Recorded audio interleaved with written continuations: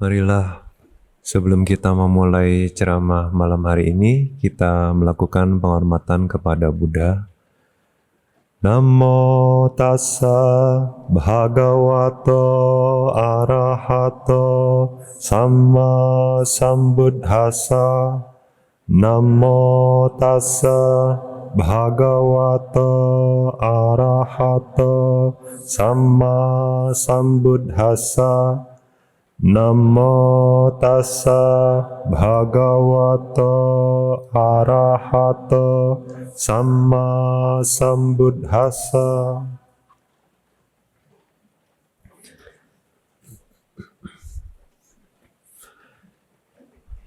Malam hari ini kita melanjutkan penjelasan Maha Satipatthana Sutta bagian 22.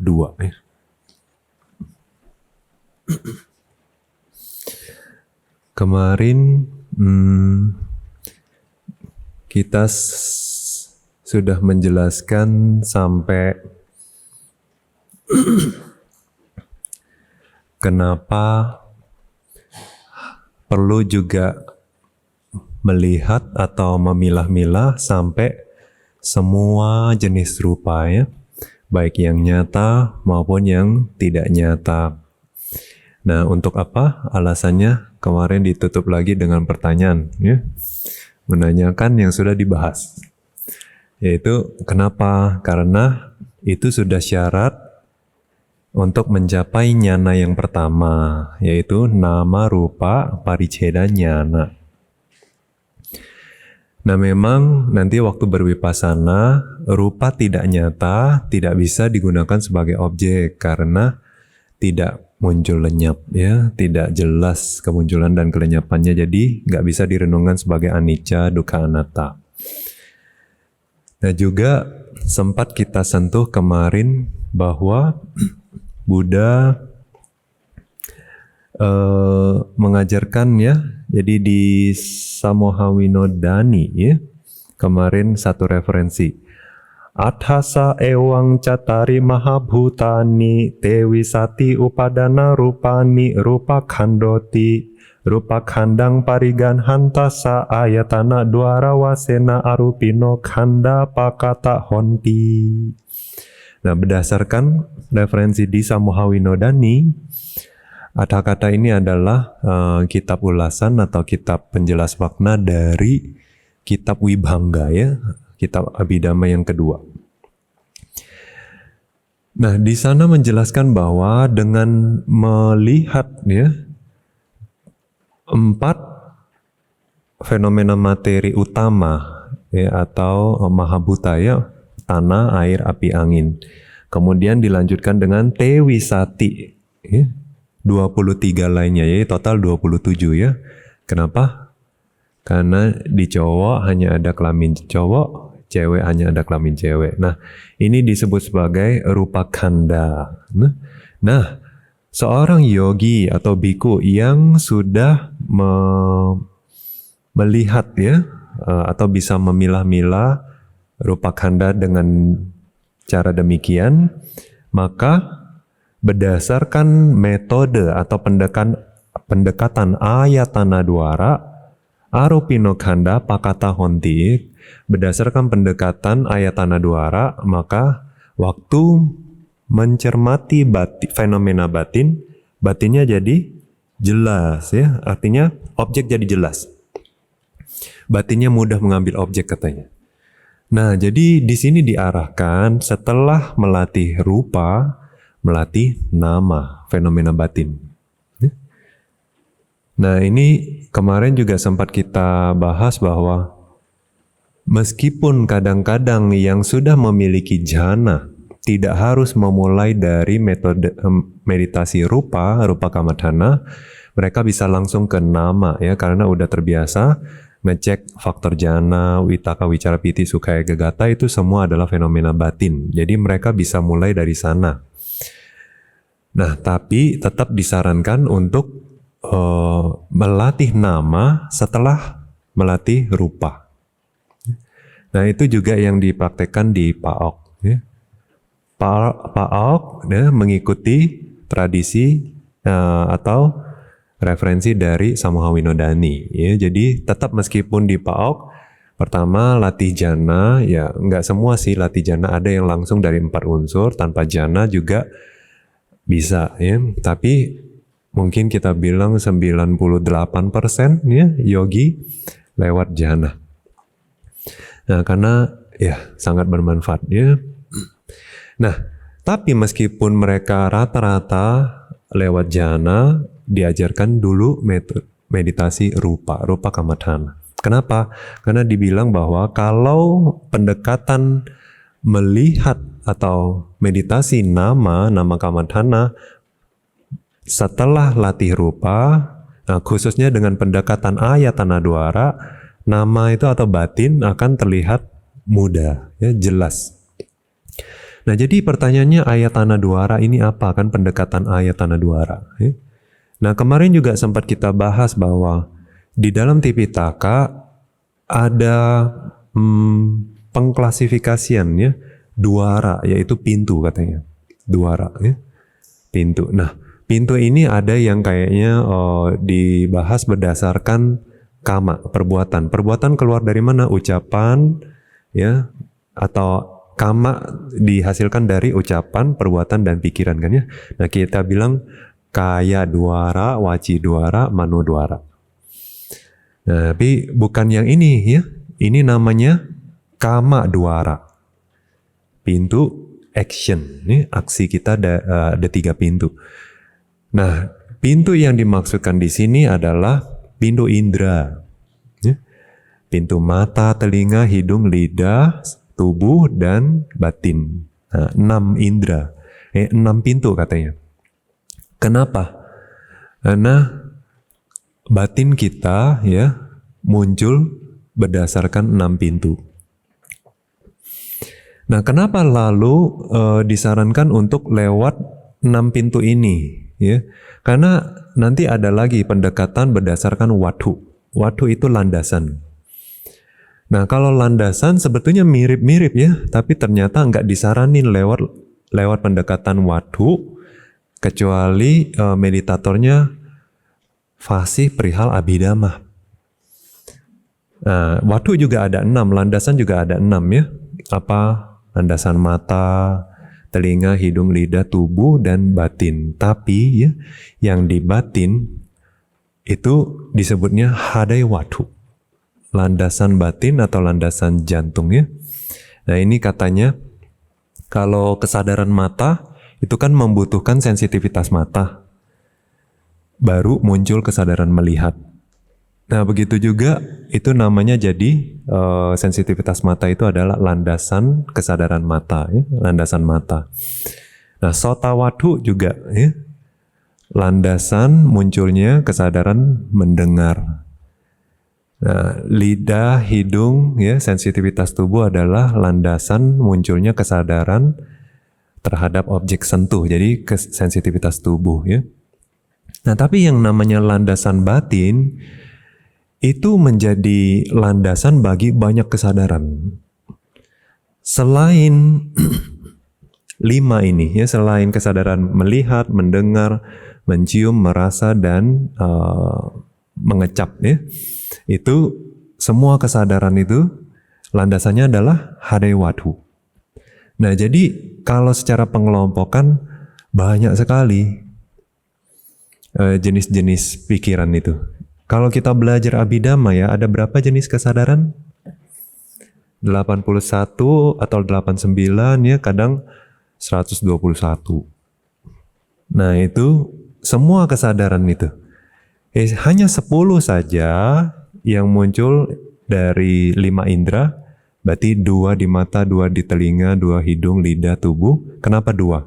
Karena ada 2 wipaka. Ya. Satunya kusala wipaka, akusala wipaka.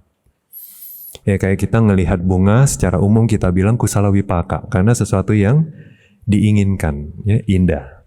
Tapi kalau ya ngelihat mayat ya, atau ngelihat kotoran, nah itu kita bilang secara umum muncul akusala wipaka ya, kama buruk berarti ya ngelihat hal-hal yang nggak baik itu. Ngelihat hantu, kamu buruk apa kamu baik? Kamu buruk ya. Karena bukan sesuatu yang bagus untuk dilihat. Nah, lihat dewa kamu baik, ya kan? Nah, lihat Buddha kamu baik. Nah, jadi itu kenapa muncul jadi kesadaran melihat ada dua ya, yang baik sama yang nggak baik itu. Karena kesadaran mata ternyata pengalaman kita sepanjang hari, kontak dari 5 indera ini akibat dari kama kita. Kama baik dan kama buruk. Jadi pagi-pagi kalau bangun pagi cium bau kopi ya enak ya. Nah itu kama baik. Ya. Tapi kalau bangun pagi cium bau WC. Aduh siapa ini buka toiletnya. Nah itu ternyata kama buruk kita sendiri, bukan salah orang ya. Nah, kama buruk kita. Tapi dikondisikan sama orang ya. Jadi itu semua adalah kama. Sepanjang hari dari buka mata sampai malam tidur. Itu kontak dengan banyak objek sepanjang hari adalah kama ya. Nah, kecuali 10 itu, berarti 89 kurang 10 berapa? 79. Nah, 79 semua batin itu membutuhkan hadaya watu nih, landasan batin ini sebagai landasannya. Nah, jadi agak ruwet pengelompokannya itu 79 banyak banget di hadaya watu ya. Nah, tapi kalau lewat ini ayat tanah dwara ya. Nah, kalau dari cakhu dwara ya, itu dia udah, kalau yang belajar ini ya Abhidhamma di bab keempat itu tentang widhi ya, proses batin. Nah proses batin itu muncul juga berdasarkan ayat tanah dwara ini kan. Nah jadi ada yang namanya proses di mata, proses di telinga, hidung, lidah, tubuh, dan murni batin, proses batin. Nah waktu proses artinya adalah ternyata kesadaran tidak cuma muncul hanya kesadaran melihat, kesadaran mendengar, enggak ya. Mereka itu muncul berentetan. Hanya pada saat muncul berentetan seperti ini, baru si objek itu terambil dengan baik. Baru batin itu mengolah apa yang barusan ditangkap oleh si mata, telinga, hidung, lidah, dan tubuh. Nah, baru akhirnya memahami, oh ini warna ungu, oh ini bentuknya seperti ini, oh itu disebut bunga, nah, gitu ya. Jadi ternyata prosesnya begitu cepat, kadang-kadang secara pengalaman kita sehari-hari kita kayak sekali lihat udah tahu bunga, sekali lihat udah tahu oh Kohartono. Itu juga karena kalau sering lihat makanya akan langsung ingat. Ya, langsung muncul di batin. Jadi karena asewana pengulangan.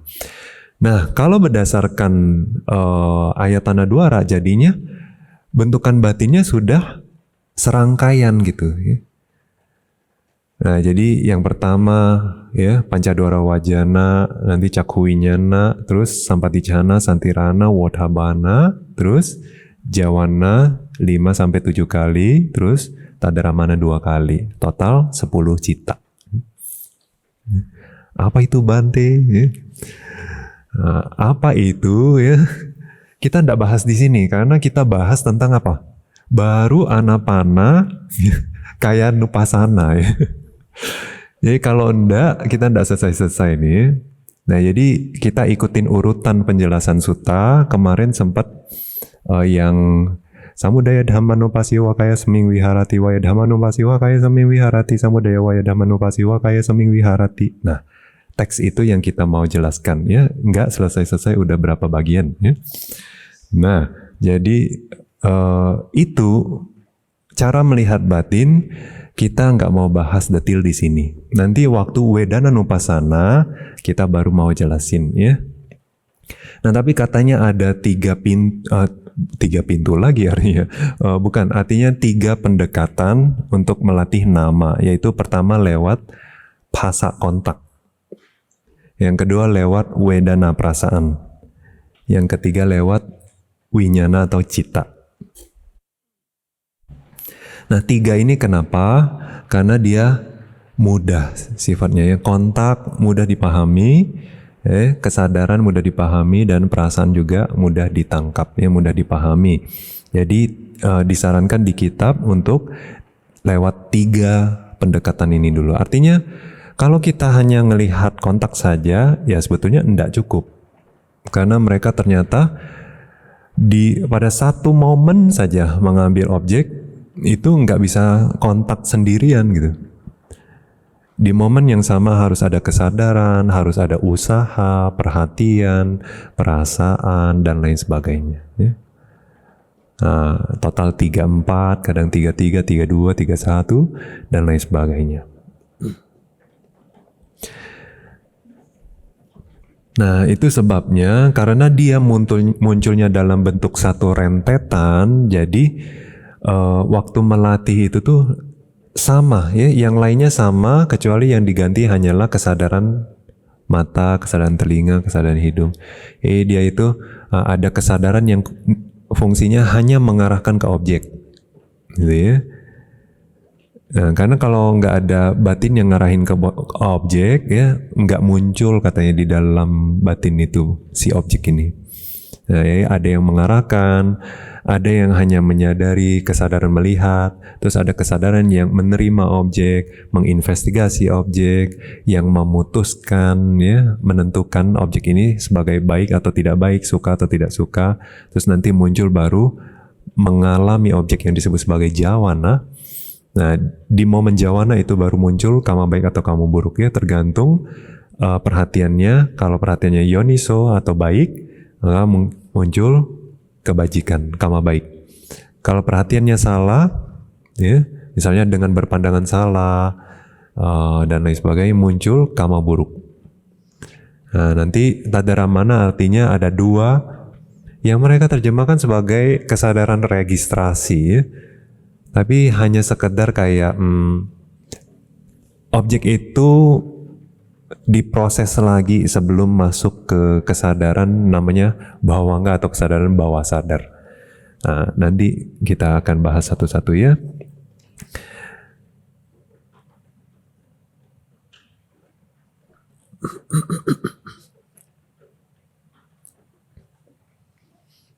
Nah, itu yang sudah. Nah, terus kadang-kadang pendekatan latih nama ya, itu juga kadang-kadang kita dengar Buddha menjelaskan cara atau metode nama rupa. Kadang Buddha pakai metode pancakanda ya, 5 agregat. Kadang Buddha pakai 12 ayatana, ya, 12 landasan. Kadang 18 dhatu, 18 unsur katanya. Apa aja sih sebetulnya sama aja ya. Intinya adalah nama rupa, fenomena materi dan fenomena batin. Nah, ini boleh kita bahas ya. Kalau fenomena materi dan fenomena batin secara abhidhamma, fenomena materi ada 28. Fenomena batin ada 80? 81 ya, khususnya untuk objek vipassana ya, karena yang lokutara dhamma kan nggak jadi objek ya, jadi 81. Nah, sekarang kalau dipecah jadi 5 agregat ya, 28 materi adalah agregat materi. Terus, nah yang batin dipecah lagi. Ada yang persepsi, perasaan ya, terus bentukan-bentukan batin, terus kesadaran. Nah, jadi dipecah. Terus nanti kalau 12 ayatana, 12 landasan itu dipecah jadi 12. Nah, apa aja 12 itu? Ya, yaitu landasan mata, landasan telinga, landasan hidung, lidah, tubuh, dan landasan jantung atau landasan batin. Jadi, ini dari segi kayak landasan munculnya kesadaran ya. Nah, terus objeknya masing-masing. Objeknya masing-masing. Oh, landasan batin bukan hadayawatu di sini ya, manayatana. Manayatana itu batin, semua batin.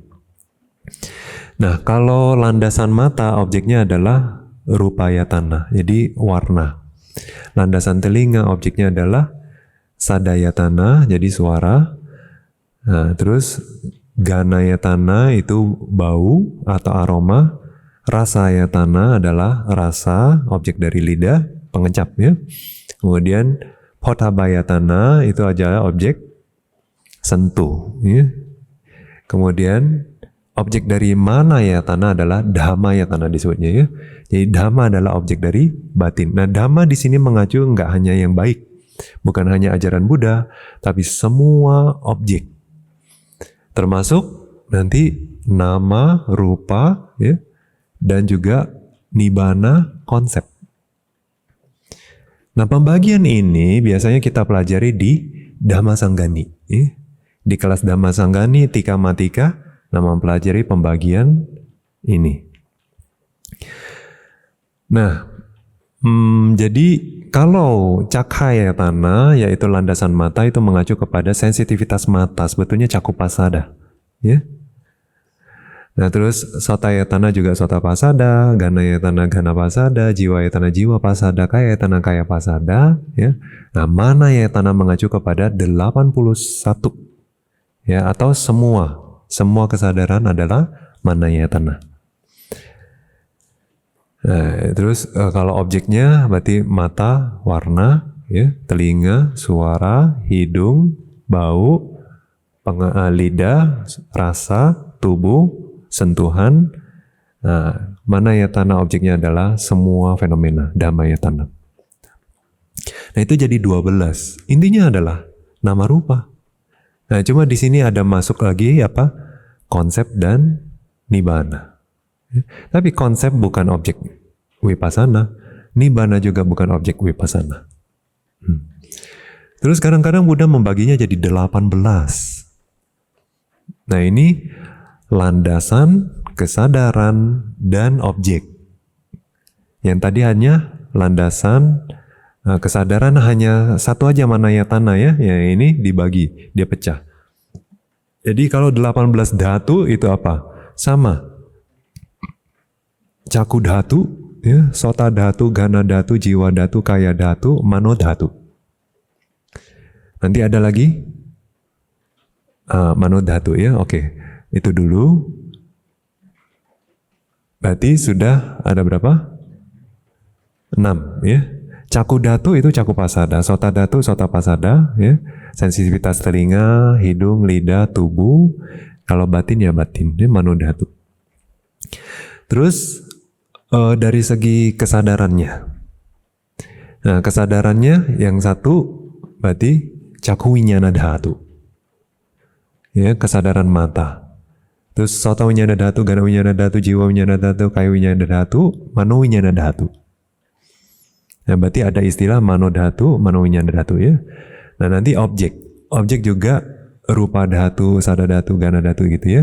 Jadi warna, suara, bau, rasa, sentuhan, dan akhirnya dhamma dhatu. Nah, dhamma dhatu dia mengacu kepada semua fenomena, yaitu semua objek yang bisa ditangkap oleh batin.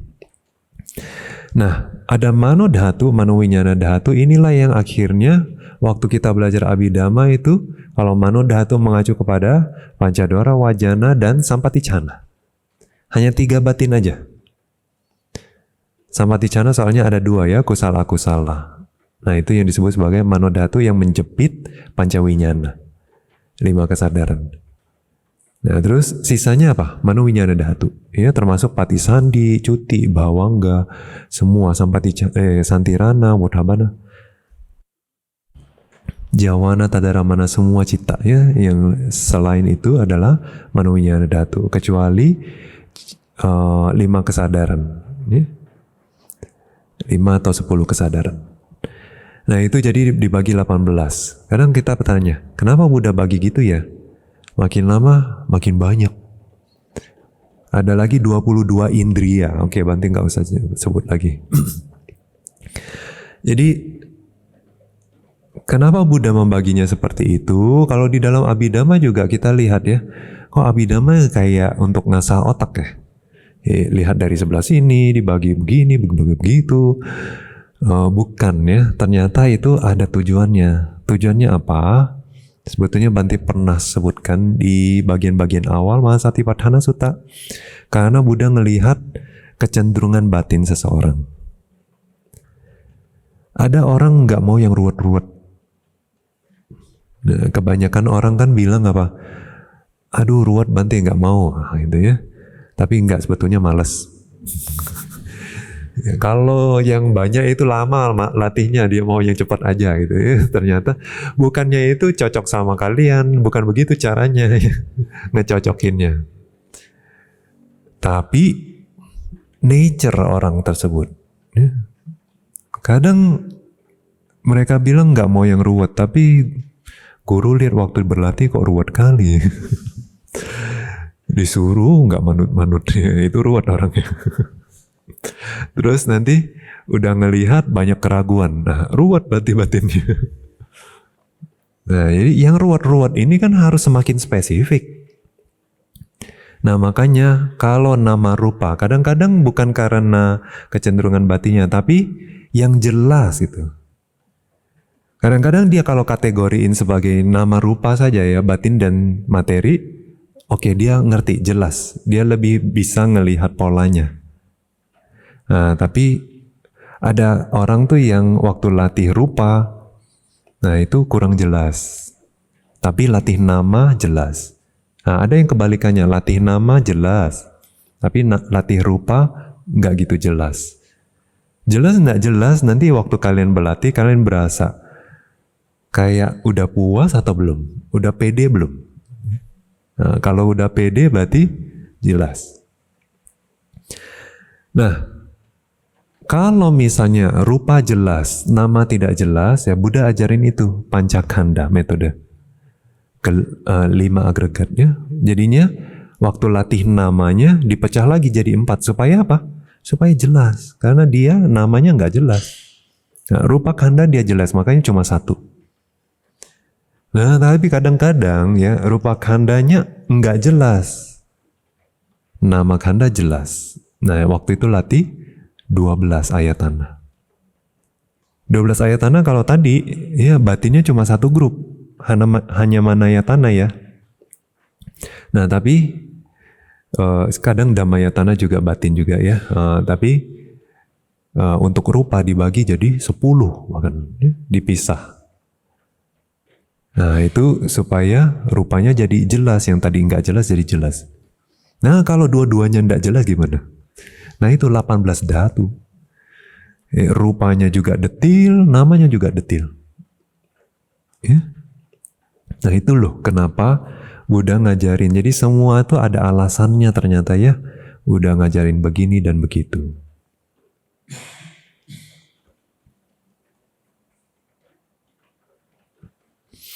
Nah nanti ya, kalau sudah ngelihat begitu gimana? Oke, katakanlah sudah lihat batin. Kok skip jauh banget ya batin? Nah, karena ini kan balik lagi kita mau jelasin tentang samudaya dhammanupassi ya. Jadi kalau kita baca terjemahannya aja ya, terjemahannya itu adalah seseorang perlu melihat kemunculan samudaya, kemunculan ya. Nah, terus kalau waya dhammanupassi berarti melihat kelenyapan. Kalau cuma kita lihat Tipitaka aja, nggak jelas gimana sih cara latihnya ngelihat kemunculan. Nah, ternyata dijelaskan bahwa ada 2 kemunculan. 1, karena sebab muncul, maka fenomena tersebut muncul. Nah, itu juga satu kemunculan. Yang kedua adalah kemunculan di setiap momen. Ya? Kemunculan di setiap momen gimana? Kan Bante udah jelasin bahwa kalau pakai konsentrasi lihat ini, dia muncul lenyap. Nah, muncul lenyap artinya dia selama masih ada sebabnya, dia akan muncul lagi. Muncul lenyap, muncul lenyap, muncul lenyap, muncul lenyap. Jadi kayak kedap-kedip. Nah, di setiap kemunculan itu, kan, kita bilang itu kemunculan apa? Per momen gitu. Di setiap momen dia muncul. Nah, itu satu objek. Oke. Waktu kita ngelihat kemunculan itu kita bisa berwipasana. Ya, ngelihat hanya kemunculannya aja kita renungin, oh, anicca. Karena dia muncul lenyap, muncul lenyap. Tapi fokus cuma munculnya aja. Nah ini kapan sih latih seperti ini? Di momen Udayabaya. Vipassana Nyana yang ke-4. 4 ya. Nah jadi itu momen udaya aja. Nah terus ternyata nggak hanya ngelihat kemunculan per momen aja, tapi juga harus ngelihat penyebab kemunculannya. Karena ini muncul, ini muncul. Nah jadi ini sebab akibat. Nah berarti kita perlu lihat apa? Sebab akibat ya. Nah sampai sejauh ini sudah disuruh untuk melihat rupa. Jadi di Mahasatipatthana Sutta ya, sebelumnya Buddha udah jelasin ya, lihat rupa, terus nama. Oke. Terus dibilang bahwa internal eksternal ya. Ajata wa bahidawa kaya kanu pasiwiharati. Ya. Jadi 2. Internal, eksternal. Baik ngelihat rupa juga perlu internal eksternal, nama juga internal eksternal. Nah sekarang waktu Buddha bilang samudaya waya dhammanumpasiwa kayak seming viharati ya, berarti ngelihat mau kemunculan dan kelenyapan. Nah kemunculannya dulu, jadi dibagi lagi. Kemunculan itu ada sumber kemunculan ya, karena ada sebabnya muncul, dia muncul. Nah yang dia ini apa sih? Yaitu fenomena materi dan fenomena batin lagi. Jadi tadi waktu kita ngelihat 28 fenomena materi, kita mau lihat tuh kemunculannya dari mana. Nah, kita secara umum udah lihat ya bahwa kemunculan fenomena materi ada dari kama, ya, ada dari cita, ya, dari batin, ada dari utu suhu, yaitu unsur panas, ada dari ahara, yaitu nutrisi. Ternyata badan kita ini khususnya makhluk hidup ya. Kalau kita pilah-pilah di dalamnya itu ada materi yang dihasilkan oleh kama, ada yang dari batin, ada yang dari suhu dan dari makanan. Nah tapi kalau benda mati dia hanya dari suhu saja, nggak ada dari kama, nggak ada dari pikiran, nggak ada dari nutrisi, ya, hanya dari suhu saja. Nah secara umum kita bisa bilang, tapi waktu pertama kali muncul, misalnya kita kan muncul kan di dalam rahim ibu, rahim mama. Nah, kemunculan yang pertama kali dari mana?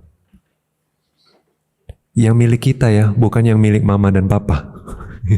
Bukan sel telur dan sel sperma, bukan. Itu punya papa mama, bukan kita itu loh ya. Itu bukan kita. Nah waktu sel mereka bertemu, nah muncul materi kita. Jadi materi kita nggak bisa tiba-tiba muncul nggak ada medianya. Nah medianya ini pertemuan antara sel telur dan sel sperma ini. Nah nanti materi kita muncul di sana. Ya. Nah, waktu materi kita muncul di sana, kesadaran pertama pun juga muncul di sana. Jadi, waktu bertemunya itu ya, kadang-kadang nggak langsung muncul kesadaran. Kadang-kadang ketemu, tapi nggak jadi ya, batal. Nah, tapi kadang ketemu, oh jadi, maksudnya jadi cabang bayi gitu ya. Nah, jadi dia cuma media aja pertemuan ini. Nah, nanti kalau ada nih kesadaran yang cocok muncul ya tentunya harus ada kama pendukung ya, berarti mamanya harus cocok si ini, papanya harus cocok si ini ya. Kalau terlalu jauh ya nggak bisa muncul juga ya. Jadi karena nanti mukanya kan mirip mama papanya ya, ya kurang lebih loh kamanya agak-agak mirip. Nah harus ada kesadaran yang cocok dengan dua ini ya, media ini, baru nanti muncul batin dan materi di situ. Nah, tapi kalau kita bilang kemunculan materi ini asalnya dari mana? Sebetulnya ya papa mama cuma hanya penyebab pendukung, tapi penyebab aslinya dari mana? Dari masa lampau. Ya kan? Kalau ini adalah kemunculan pertama kita di dalam satu kehidupan, kita mau tanya ini materi sama batin apa sebabnya? Nah, sebabnya ada di masa lampau. Nah itu sebabnya kita harus latih akhirnya paticca samuppada.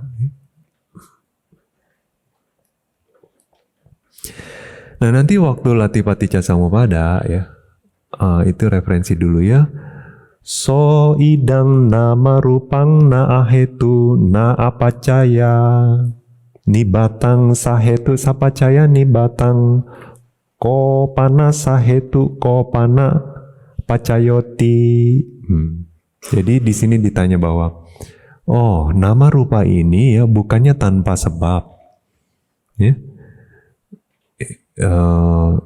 Kemunculannya ya. Jadi sebab itu juga katanya ada dua ya. Sebab yang produktif artinya penyebab terdekat. Ada lagi penyebab pendukung ya. Kalau di dalam Pali kan janaka upadhambaka ya, janaka kama upadhambaka kama. Nah, jadi ada penyebab terdekat, ada yang penyebab pendukung. Terus tetapi ya nama rupa ini ada sebabnya ya, ada penyebab terdekatnya, ada yang penyebab pendukungnya. Ko pana sahetu ko pana pacayo. Apa sebabnya? Ya? Apa penyebab terdekatnya? Apa penyebab pendukungnya? Upapari kanto awija pacaya tanha pacaya kama pacaya ahara pacaya cati tasa pacayang wawatha petwa ati tepi pacaya jewa pacayo samupana dhamma ca anagatepi etarahipi pacaya jewa pacaya samupana dhamma ca tato udhang sato wapugalo wanati sudha sangkhara punjowoti. Tisu adhasu kangkang wiha witarati ayang panawi pasana sangkhara salakhatna nyata parinya nama. Nah itu di Samaha Winodani. Dibilang bahwa ada 4 penyebab. Nah ini berdasarkan Samaha Winodani ya, awija, tanha, kama, ahara. 4 penyebab. Jadi 4 penyebab kemunculan kita ya di rahim ibu itu adalah awija, ketidaktahuan ya, tanha, keinginan, terus kama, ada kama baik dan kama buruk ya, kama ya ada penyebab kemunculannya, terus ahara itu nutrisi. Nah tentu nutrisi bukan penyebab awal dong ya, penyebab pendukung nanti. Nah, yang mana materi ini kan bisa berkembang. Ya punya 5 indera, ya punya tangan, telinga, dan lain sebagainya. Nah jadi ada ya penyebabnya ya, awija, tanha, kama yang dari masa lampau. Terus dengan melihat ya sebab-sebab ini ya, nanti dia akan merealisasi, paham bahwa di masa lampau juga hanyalah sebab dan akibat yang muncul karena sebab tersebut ya. Jadi pacaya dan pacaya samupana dhamma ya, fenomena yang muncul karena sebab tersebut berarti akibatnya. Anagatepi di masa depan juga hanyalah sebab akibat. Etarahipi ya, etarahi ini artinya yang lainnya ya, berarti kalau bukan lampau, kalau bukan masa depan berarti sekarang. Nah, kehidupan sekarang juga hanyalah pacaya dan pacaya samupana dhamma, sebab akibat saja. Nah waktu itu di luar ini udhang ya, di luar ini selain ini ya, sato wapu galawanati, tidak ada makhluk, tidak ada individu, hanya sebab akibat saja. Terus hanyalah sudha sangkhara punjo, hanya murni fenomena yang terkondisi ya, sangkhara katanya ya, hanya nama rupa saja ya, nama rupa sebab akibat saja. Setumpukan katanya, setumpukan fenomena-fenomena saja.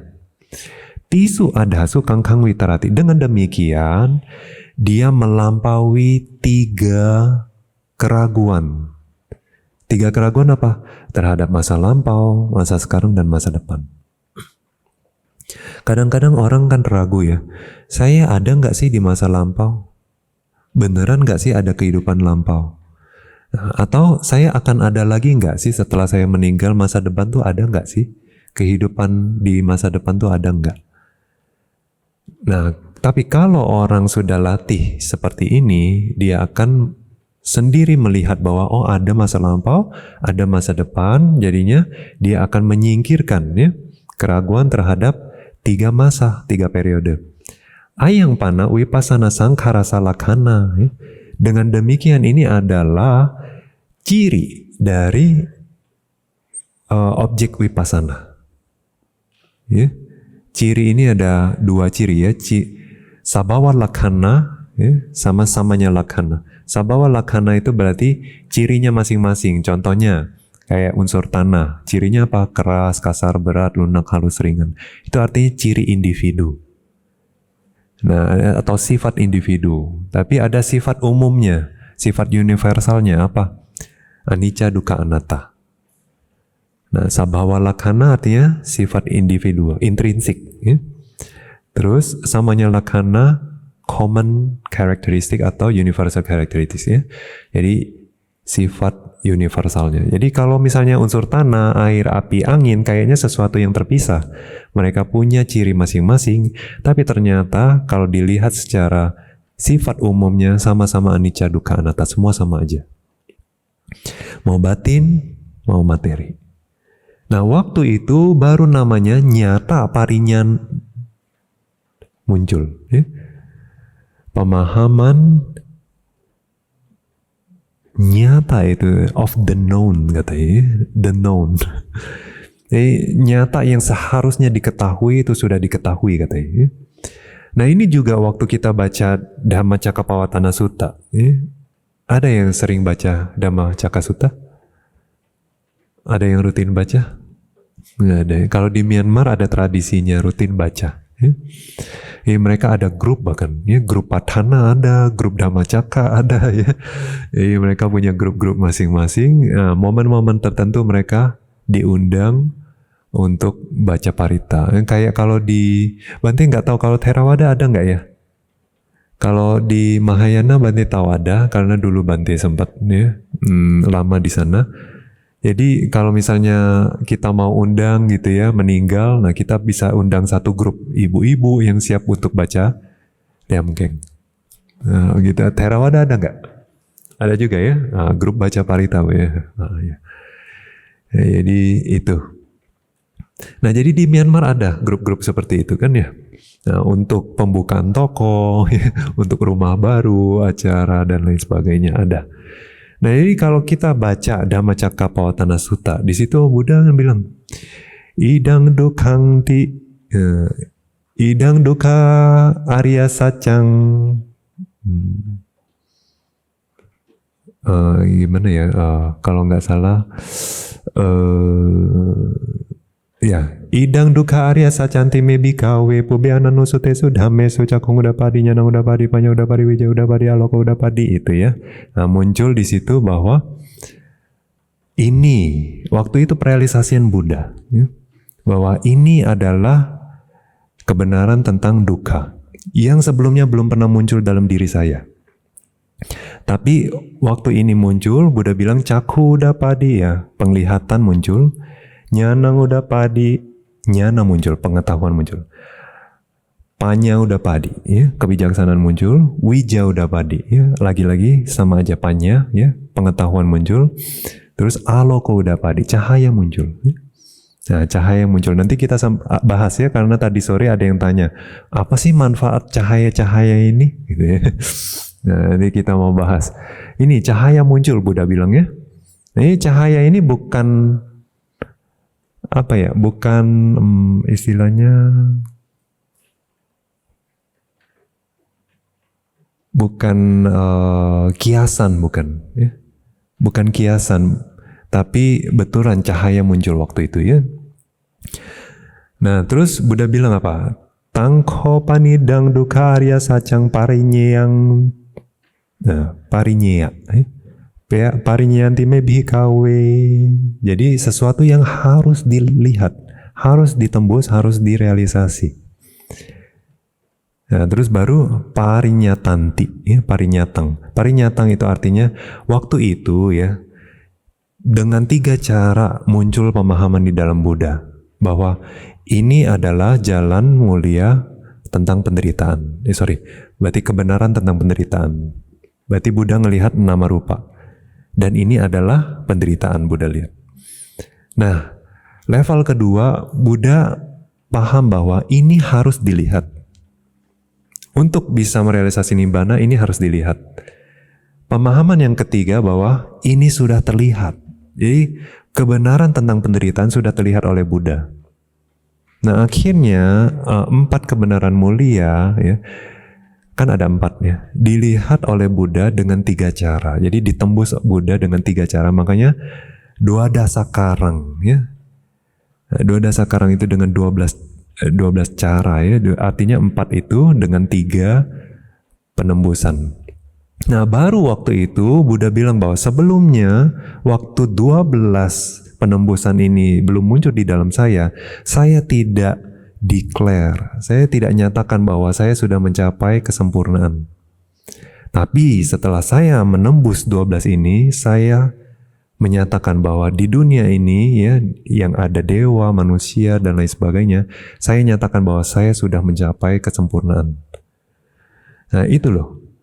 Jadi, untuk merealisasi kebenaran, ya, 4 kebenaran mulia setidaknya kita harus tembus satu-satu, ya. Jadi ini nyata parinya itu adalah maksudnya itu. Menembus nama rupa dan sebab akibatnya. Paticcasamuppada, yaitu artinya sudah melihat lampau, sekarang, dan depan. Secara singkatnya, ya. Nah, Bante kasih contoh, karena tadi sore juga sempat ada yang tanya, ya. Pertanyaannya gini, waktu kita ngelihat masa lampau, bagaimana kita tahu itu betulan masa lampau kita atau hanya halusinasi imajinasi? Nah, oke. Untuk itu karena berhubungan sama ini, Bante jelasin lagi, sebetulnya sudah, ya. Tapi singkat saja di sini. Bante kasih salah satu contoh, ya. Jadi ada yogi waktu melihat ke masa lampau, ya. Oke, pertama gimana lihat masa lampau? Jadi kita harus ikutin arus batin, ya. Nah, penting kita harus ngikutin arus batin. Jadi waktu kita ngelihat masa lampau, kita bukan ngelihat dengan kesaktian, bukan. Bukan berarti kalau kita udah lihat masa lampau tuh kita sakti, bukan ya. Jadi ini beda sama abhinya pubiniwasanusati nyana, bukan ya. Kesaktian untuk melihat masa lampau, bukan. Kita ngelihatnya pakai vipassana. Pakai konsentrasi yang bahkan bukan jhana. Ya. Tapi basisnya jhana, artinya keluar dari jhana, kita keluar jhana itu kan berarti bukan jhana lagi ya. Nah, keluar dari jhana, karena kekuatan jhana itu yang kita mau pakai, ya, kedalaman batinnya. Nah, itu mundur-mundur ke belakang. Nah, tentu waktu mundur ke belakang, apapun yang muncul dalam batin kita harus pecahin nama rupa. Jadi kalau kita ngelihat misalnya sebelum meditasi kita masuk ke Dhamma Hall misalnya, ya. Nah, kita ngelihat diri kita masuk ke Dhamma Hall, waktu itu kita harus pecahin diri kita jadi nama rupa. Nah, jadi waktu itu enggak ada sosok di situ, ya. Yang kita lihat hanyalah rupa kalapa, keberlangsungan rupa kalapa, dan batin yang muncul lenyap saja, ya. Nah, khususnya kita ikutin arus batinnya. Nah, ini karena belum jelasin tentang proses batin, jadi ngelihat batin itu kan semua di pintu batin. Nah, makanya pintu batin itu adalah penting, kita harus tahu gimana ngelihatnya dan ngenalinnya. Ya, karena dijelaskan bahwa di Samoha Winodani, ya, bahwa setiap kali indera kita itu kontak sama objek ini menabrak 2 indera, bukan 1 indera. Ya, mata dan batin. Dengar suara juga, telinga nabrak objek, ya. Artinya kontak sama objek, langsung juga suara itu muncul di batin. Jadi di waktu yang bersamaan, langsung nabrak 2 pintu gitu. Nah, kalau dengan demikian, misalnya kalian sekarang lihat Bante, ya, meskipun kalian belum bisa lihat pintu batin kalian, nggak bisa ngelihat muka Bante di batin kalian. Nah, tapi ternyata di situ sudah muncul muka Bante. Karena apapun yang nabrak di indera itu akan terlihat di pintu batinnya. Nah, oleh sebab itu waktu mereka masuk jana, faktor jana itu ceknya di mana? Ini jana atau bukan? Ceknya di pintu batin. Jangan cek di depan. Karena kalau cek di depan ya, itu kan kita harus keluar jana dulu baru bisa cek. Kita mau ngecek, oh waktu saya fokus nimitta, ada nggak ya witaka, aplikasi pikiran. Nah waktu itu kita udah keluar, kita nggak perhatiin nimitta. Berarti sudah bukan jana. Gitu ya. Nah oleh sebab itu lihatnya di pintu batin. Nah sekarang makanya pintu batin itu perlu dilihat sebelum kita latih nama kamatthana. Nah kalau kita udah latih nama rupa seperti ini baru bisa latih paticcasamuppada, karena nanti kita mau mundurnya itu kita lihat arus keberlangsungan dari si nama ini. Nama rupa, mundur terus gitu. Nah kadang-kadang muncul gambaran ya, bahkan waktu kita kecil ya udah memori-memori yang udah lewat, kadang muncul sendiri yang udah lupa juga muncul. Nah apapun yang muncul kita pecahin nama rupa, kita pegang batinnya lagi, kita rasain batinnya terus mundur ke belakang. Nah sampai nanti waktu kita di dalam rahim ibu, mama. Nah nanti mentok tuh ya, karena batinnya tidur aja, nggak ada proses batin. Terus juga fenomena materinya dia udah kecil banget, kecil dan jumlahnya sedikit. Nah waktu itu udah nyampe tuh di awal kehidupan. Nah waktu itu kita ngerenung, ini muncul ya, apa sebabnya. Nah kadang-kadang muncul gambaran. Nah tapi muncul gambaran apapun, kadang-kadang gambarannya itu rame ya, banyak orang. Nah di antara banyak orang itu kita harus cari yang mana kita. Iya toh? Ya mungkin kita bebek. Gak selalu manusia kan? Iya. Kadang kita hewan, kadang kita hantu, kadang kita dewa yang nongol di situ kan. Nah yang manapun, objek apapun yang kelihatan, makhluk apapun, kita lihat satu-satu batinnya. Nah itu sebabnya juga kenapa waktu latih nama batinnya kita disuruh latih eksternal. Latih eksternal bukan berarti kita bisa baca batin orang, bukan. Tapi lalu manfaatnya buat apa? Nah ini waktu latih paticcasamuppada kita kan ngecekin batin orang itu ya. Kalau itu bukan kita nggak tahu dia mikir apa, nggak connect. Nah kita cari sampai yang mana nih yang kita. Nah sampai satu makhluk waktu kita cek batinnya kita tahu dia mikir apa. Kayak connect, kayak kita yang lagi ada di situ. Jadi misalnya katakanlah di dalam batin dia itu muncul bunga ya. Nah terus kita juga tahu sebetulnya perhatian dia terhadap bunga itu kayak gimana. Apa ingatan dia terhadap bunga itu? Kadang kita ngelihat bunga muncul kesel. Karena mungkin ingat si dia. Bisa kesel. Atau iri, bisa. Tapi kadang jadi muncul sadda karena mungkin kita ingat bunga itu yang kita kedanakan ke Buddha misalnya ya. Jadi objeknya kan nggak bermasalah ya, objeknya netral. Batinnya yang penting kan.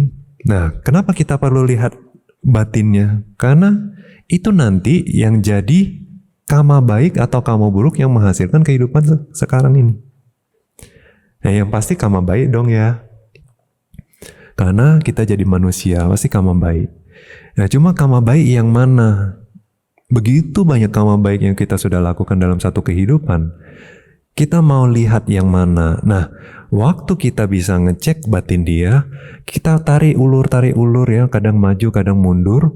Dia ini hanya mengingat, ya. Jadi objek ini muncul ya, gambaran itu muncul lagi orang banyak ngumpul misalnya.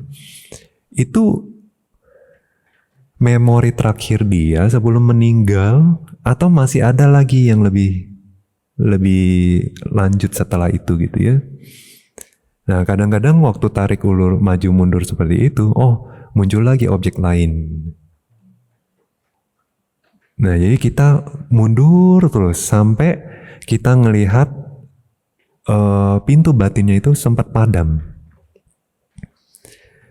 Nah, jadi kadang-kadang di PAOK ya, bukan kadang-kadang tapi kebanyakan yogi diarahkan untuk latih Marananusati. Nah, ya kadang habis latih Anapanasati kan diarahkan untuk latih 32 bagian tubuh, ya, tulang, kasina. Banyak banget sih objeknya gitu. Kenapa ya? Ternyata semua ada sebab. Nah, salah satunya latih Marananusati ya. Nah, di momen latih Marananusati dia udah tahu yang namanya pintu batin padam kayak gimana. Karena waktu padam baru dia boleh ngerenungin, ini kematian. Nah, pengalamannya seperti itu. Jadi waktu ngelihat kehidupan lampau, nah dia harus mundur sampai dia ngelihat pintu batinnya itu padam. Nah, karena padam, ya muncul lagi di momen kesadaran awal di kehidupan ini, Patisandi. Nah, baru dari sana kita tahu, sudah pindah kehidupan. Karena bawangga atau pintu batin sempat padam. Nah, sebelum padam, objek terakhir apa? Kita mau mundur lagi. Kita bolak-balik, ulang-ulang terus, proses itu bisa terjadi berulang kali kita ngelihatnya, tapi kita mau sempat menangkap ya objek terakhir sebelum padam itu. Kadang-kadang kita manusia ya khususnya atau hewan sebelum padam itu koma, tidak sadar. Nah, sama lo kayak pasien kadang-kadang koma, tiba-tiba ting, mati. Nah, tapi kadang-kadang ada gejolak, muncul sesuatu di batinnya aktif, tiba-tiba mati. Jadi sama, ternyata Abhidhamma juga gitu dijelaskan bahwa proses kita sebelum meninggal kadang-kadang koma, terus tiba-tiba langsung padam gitu. Nah, tapi kadang koma muncul objek padam. Objek terakhir kita bilang. Nah, kadang-kadang muncul objek terakhir, koma, padam. Nah, jadi kita harus nangkap nih objek yang terakhir. Jadi getaran kesadaran aktif yang terakhir. Nah, kalau kita ngecek ya, karena sebelumnya sudah cek jawana, kita udah bisa membedakan momen jawana itu yang mana terjadi kama. Nah, di sini hanya muncul 5 kali, 5 getaran. Nah, objeknya apa? Itu penting sekali. Karena objek itu kita harus cocokin di momen patisandinya. Objek patisandi sama objek terakhir muncul di kehidupan lampau itu sama, harus sama. Nah, kalau sama, oke, itu adalah objek terakhir dia. Nah, setelah kita tahu objek terakhirnya, baru kita cek objek ini muncul karena kama apa. Ya. Nah, ada satu yogi, dia ngelihat warna putih. Objek putih, begitu banyak objek putih dalam satu kehidupan kita lihat, putih yang mana? Nah, gimana carinya? Ini objek kasina putih, ya. Kadang kita kan latih kasina putih itu, bisa juga. Siapa tahu dia lagi meditasi. Nah, terus apakah putih tulang? Ya. Nah, terus apakah ya baju yang dia pernah danain orang, ya, yang pernah baksos dan lain sebagainya, atau ternyata warna ini usut punya usut, tembok katanya, warna tembok putih. Nah, kenapa? Terus kehidupan ini kan jadi manusia nih, kok muncul tembok di kesadaran terakhir? Oh, dia ingat, dia tuh pernah bangun tembok untuk sekolah. Nah, kebajikan dari bangun tembok itu loh, ya. Tapi dia ingatnya tembok doang, ya. Nah, itu. Nah, sampai sebegitunya loh ya. Makanya kalau kita udah lihat, oh iya berarti patisandi kita warna tembok. Ya, warna putih. Nah, baru kita tahu. Baru kita nggak akan ragu toh. Ada hubungannya dari masa lampau dan masa sekarang. Nah, terus baru nanti kita cari lagi, kama apa sih? Ngelihat tembok itu dia kesel atau apa? Ya. Nah, ternyata happy ngelihat warna putih itu happy ya, berarti sebetulnya itu adalah warna tembok ya. Nah, jadi kita cari itu, tapi waktu dia berdana tembok, dia pada saat mati kah? Bukan ya, hanya mengingat. Jadi proses batin kita itu tuh sebelum kita meninggal kayak ada satu ingatan gitu, yang tentang kama yang pernah kita perbuat. Tapi kama itu bukan kita perbuat waktu kita mati, bukan ya. Tapi rasanya seperti kayak kita melakukannya lagi katanya. Nah, tapi momen itu waktu kita muda, gitu. Waktu dia muda. Nah, dulu berarti ya. Jadi kita harus lompat tuh ke momen itu, kita cari tuh. Waktu itu apa aspirasinya? Kenapa dia mau bikin kama itu? Kenapa dia jadinya cewek? Bukan cowok. Nah, kita mau tahu. Kenapa jadi manusia? Kok bukan dewa? Bisa nggak berdana tembok jadi dewa? Bisa loh ya, di Tipitaka kita bilang, kita baca, Bante Mahamoggallana ya, berkunjung ke alam dewa, bertanya ke dewa, kenapa kamu jadi dewa, apa sebabnya? Oh sepele, saya cuma dana lilin katanya. Oh, dana lilin aja bisa jadi dewa kan. Nah ini cuma jadi pertanyaan, kenapa jadi manusia? Kenapa cewek bukan cowok? Kenapa bukan dewa? Kenapa bukan dewi? Nah itu kan harus dicari tuh. Karena penyebabnya tadi adalah awija tanha. Nggak cuma kama aja ya. Nah, kama ini ya, kenapa muncul di terakhir? Karena dia mau mengkondisikan aspirasi dia. Tapi kadang kita niatnya gini, kita berdana apa aja ya, tapi kita maunya jadi dewa. Belum tentu kama itu cukup kuat untuk betul-betul mensupport keinginan kita. Kadang-kadang keinginannya terlalu muluk, kamanya ringan. Kadang juga keinginannya biasa-biasa aja, kamanya luar biasa. Nah, jadi dia harus selalu yang cocok sama aspirasinya. Nah, itu yang akan muncul di momen terakhir loh. Juga bukan berarti kama yang paling powerful yang akan muncul, enggak juga ya. Enggak pasti begitu. Kita bilang secara umum mungkin, tapi nggak pasti. Nah buktinya di antara begitu banyak dia berdana, kenapa yang berdana lilin yang berbuah? Kenapa nggak yang berdana wihara? Kenapa nggak yang lain itu nggak berbuah, malah yang lilin berbuah? Ya, nah itu. Jadi aspirasinya, awijanya ya, perlu kita ketahui. Tanhanya, keinginannya perlu kita ketahui. Nah waktu dicek, nah, melekat ya, sebagai wanita melekat. Kehidupan sebelumnya juga wanita. Jadi kadang-kadang kita itu melekat secara tidak sadar ke gender kita. Karena ini perihal kebiasaan seumur hidup. Ya kadang-kadang cewek ya, udah nyaman sebagai cewek. Cowok ya nyaman sebagai cowok.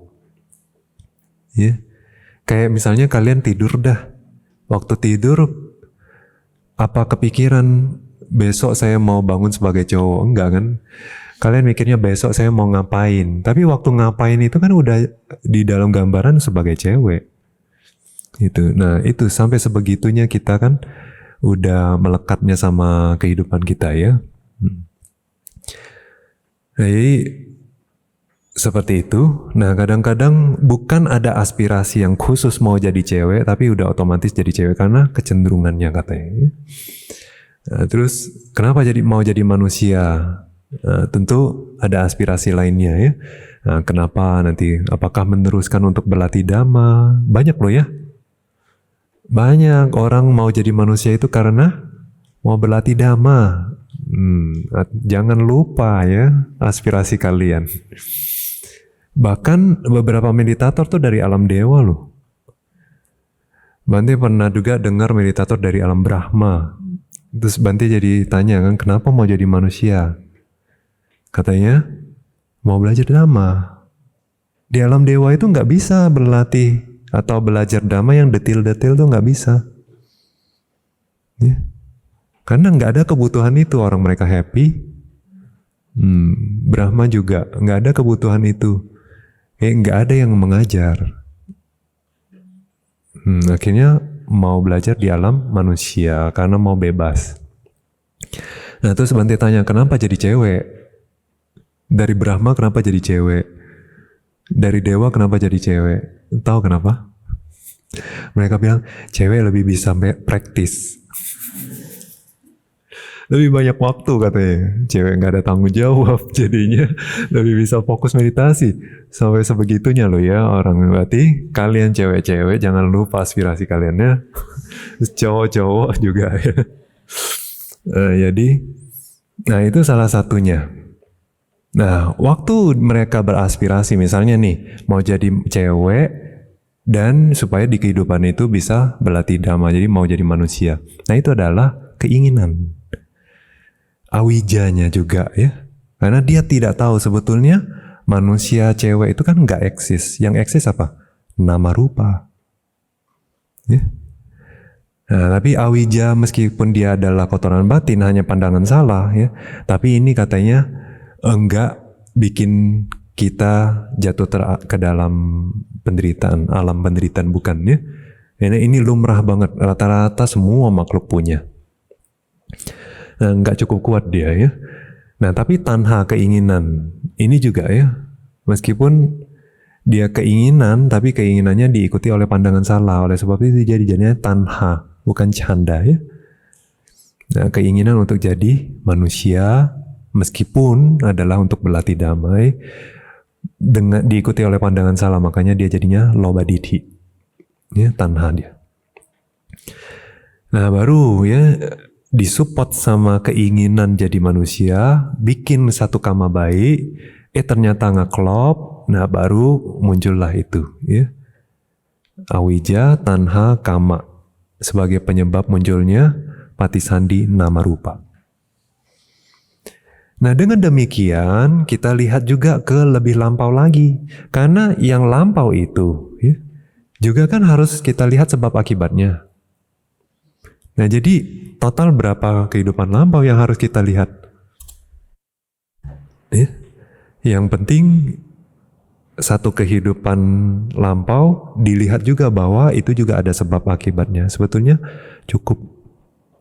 Berarti 2 lampau aja sebetulnya cukup ya. Nah tapi di PAOK ngajarin 5 lampau minimal. Kenapa? Karena PAOK Sayadaw pingin kita ngelihat pernah lahir di alam apa ya. Tapi kadang-kadang ya kama baik meditator itu luar biasa. Nanti udah dengar beberapa kali mereka bahkan nggak pernah terlahir di alam apa ya. Dewa manusia ya. Atau manusia. Jadi, nah dari sana ya, dari banyak pengalaman meditator ya, kita dengar, kita sendiri bimbing, kita tarik kesimpulan bahwa nggak mudah loh ya. Jadi manusia yang zaman sekarang bisa berlatih dengar dhamma yang wisajati. Memang itu karena sudah sebelumnya berlatih. Jarang sekali Bante dengar sebelum ini hantu gitu. Sebelum ini hewan, jarang. Bante pun pingin sih dengar gitu ya. Bukannya syukurin bukannya. Tapi Bante pingin lihat dampaknya ke orang ini di kehidupan ini kayak gimana gitu. Gitu ya. Nah jadi itu. Karena ada yogi ya. Kehidupan kelima dia pertapa sakti. Kehidupannya berikutnya bebek, kambing, ya. Kerbau, kepiting, manusia.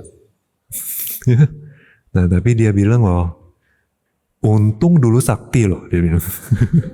Kalau enggak, kehidupan hewan itu sama sekali tidak berlatih loh. Nggak ada pengendalian diri, nggak ada pengembangan batin, nggak ada moralitas. Tidur, makan, berkembang biak. Takut diserang, berantem. Udah itu aja di dalam kehidupan mereka. Nah, dampaknya dalam kehidupan ini, meskipun dia akhirnya bisa ngelihat masa lampau juga ya, apa? Pelupa. Kalian pelupa enggak? Jangan-jangan. Ya. Nah, jadi masa lampau perlu lihat ya, bahwa tadi ya dibilang bahwa di masa lampau hanyalah sebab akibat. Nah, terus dibilang apa? Masa depan hanyalah sebab akibat. Nah, jadi kita mau juga lihat nah ke masa depan sebab akibat. Sampai kapan? Karena Buddha bilang ya, waya dhammanupasi wakaya semingwi harati. Juga kita melihat kelenyapan. Nah, lagi-lagi juga kelenyapan ini ada dua. Kelenyapan yang sementara yang kayaknya kita ngelihatnya muncul lenyap, muncul lenyap, muncul lenyap. Lenyap, tapi karena masih ada sebabnya dia muncul lagi, lenyap lagi. Jadi momentary dissolution ya, atau momentary perish away. Nah, itu juga adalah objek vipassana, betul. Kita kadang melihat hanya lenyap-lenyapnya aja, kita renungkan sebagai anicca, dukkha, anatta, bisa. Nah, tapi Buddha juga pingin kita ngelihat karena kelenyapan sebab maka akibatnya lenyap. Nah, itu kapan? Karena yang sebab kan tadi awija, tanha, kama, ahara. Nah, ahara ya di momen di kehidupan ini. Kalau yang sampai ke masa depan kita ngelihatnya ya selama kita masih ada samsara, kita masih ada awija, tanha, kama ini. Kita bikin kama baru terus. Ya. Nah, lalu kapan berakhirnya ini awija, tanha, dan kama? Waktu kita jadi arahat dong. Waktu kita jadi arahat, awija kita lenyap, tanha kita lenyap. Kama lenyap nggak? Lenyap, tapi kita nggak bisa lihat itu. Artinya kita nggak bisa ngebedain ini kama, ini kiriya gitu ya. Artinya waktu kita belajar abhidhamma cuma ada kusala, akusala, kiriya ya. Nah, kalau arahat kan katanya semua actionnya, semua aksinya hanyalah kiriya, nggak kama lagi. Tapi di jawananya itu untuk membedakan kiriya dan kusala itu nggak beda. Ya. Sama kayak dia nyapu ya nyapu, kita nyapu, arahat juga nyapu. Kita merenungkan Buddha, arahat juga merenungkan Buddha dan lain sebagainya ya. Arahat juga meditasi. Jadi dia masih beraction ya, ada kegiatan. Nah, jadinya nggak bisa bedain. Lalu kapan kita ngelihat ya bahwa kama ini lenyap, udah nggak menghasilkan buah lagi? Parinibbana. Waktu kita parinibbana. Jadi kita harus lihat nih di masa depan kapan kita parinibbana. Bisa Bante? Ya mungkin. Nah, jadi justru Buddha suruh lihat samudwaya dhammanupasi ya. Jadi ada upada niroda, ada anupada niroda ya. Upada niroda artinya masih muncul lagi. Nah, anupada niroda udah enggak muncul lagi. Jadi waktu kita parinibbana itu nanti kita lihat ada sih proses batin terakhir sebelum meninggal. Ya, yang tadi kita mau tangkap itu objeknya sama nggak sama Patisandi ya. Tapi meskipun muncul objek di situ, berikutnya, kok nggak muncul ya nama rupa. Jadi setelah batinnya padam ya, pintu batin padam, udah nggak muncul lagi. Nama rupa padam. Nah itu parinibbana. Nah hitung loh ada berapa kehidupan setelah ini dan akhirnya padam. Nah tapi itu nggak pasti. Dijelaskan juga masa depan itu bisa berubah. Karena kita ngelihatnya dengan potensi sekarang. Dengan kemampuan kita, konsentrasi kita, kebijaksanaan kita yang sekarang, kita tuh menerawang gitu. Dengan potensi ini, berapa lagi sih kehidupan mendatang? Ya, ada yang banyak, ada yang pendek gitu. Tapi nanti kita kan masih berlanjut nih meditasinya. nanti lanjut vipassana dan lain sebagainya, ya itu bisa makin pendek. Tapi kalau kita nggak latih artinya bisa makin panjang ya. Nah itu, apalagi pulang rumah ya enggak. Nah tapi fungsinya adalah kita ngelihat bahwa anagatepi pacaya cewa pacaya samupana dhamma. Jadi di masa depan juga sebetulnya cuma sebab akibat. Nah di masa sekarang juga kita harus lihat bahwa patisandi yang sekarang itu muncul karena sebabnya di masa lampau. Juga seluruh proses batin yang muncul dalam kehidupan ini juga kenapa? Secara nggak langsung kan kita punya sensitivitas mata. Bisa melihat kalau kontak sama objek, ya, bisa melihat. Karena apa? Karena kama. Waktu dia beraspirasi dulu jadi wanita, tapi nggak mungkin aspirasinya jadi wanita buta toh, ya kan? Pasti wanita normal, karena dia mau berlatih dhamma. Nah, jadi secara nggak langsung sepaket udah, ya, wanita yang lengkap inderanya. Jadi sepanjang kehidupan kenyataannya kita bisa melihat dari proses batin yang muncul di pintu mata itu juga banyak disupport dari awija, tanha, dan kama itu. Ya. Nah jadi kehidupan sekarang juga akhirnya cuma sebab akibat. Nah itu penyebab terdekat loh kita bilang ya. Nah tapi ada penyebab pendukung, sebab pendukung. Contohnya apa? Ya objek. Objek adalah sebab pendukung. Kalau nggak ada objek, mau sebagus apapun sensitivitas mata, nggak bisa melihat dong. Kalau nggak ada suara, ya mau sebagus apapun telinga kita nggak mendengar. Jadi objek adalah faktor pendukung, sebab pendukung. Nah, terus kontak, terjadinya kontak. Ada perhatian ya. Kalau mau sebagus apapun mata kita, tapi kita bengong. Kelihatan ada objek tapi kita nggak perhatiin objek itu, kita bengong. Nah, ya kita mikirin misalnya Buddha, objek meditasi, ya nggak muncul loh, ya kesadaran mata. Ya harus ada perhatian. Ya itu adalah penyebab masa sekarang, penyebab pendukung katanya. Kesimpulannya kita perlu lihat bahwa di masa lampau, sekarang dan depan hanyalah sebab akibat. Terus juga